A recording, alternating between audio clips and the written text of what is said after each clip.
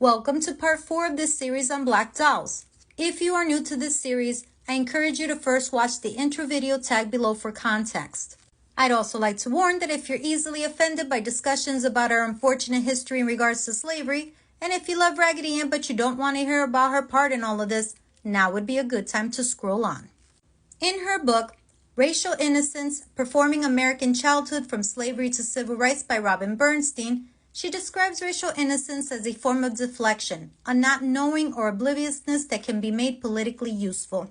Bernstein describes a scriptive thing as an item of material culture that prompts meaningful bodily behaviors. Things, but not objects, script behaviors.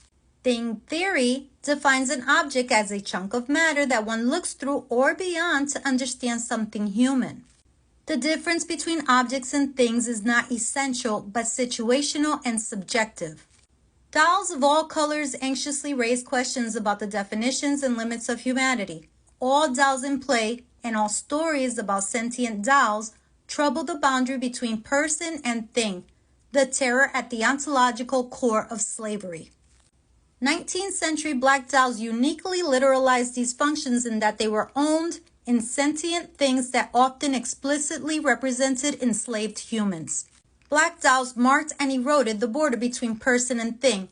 Thus, they function as devices in the meaning and memory of slavery, and at the time, many white children consciously linked literature and black dolls so as to perform fantasies about brutalized slaves. Children imagined dolls as slaves, and conversely, adult writers imagined slaves as dolls. By the late 19th and early 20th century, plantation fiction and memoirs took up this simile obsessively.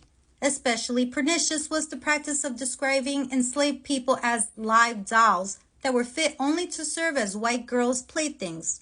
In the absence of corroborating evidence, one cannot determine how any individual responded to any prompt. The method of reading material things as scripts aims to discover not what any individual actually did, but rather what a thing invited its users to do.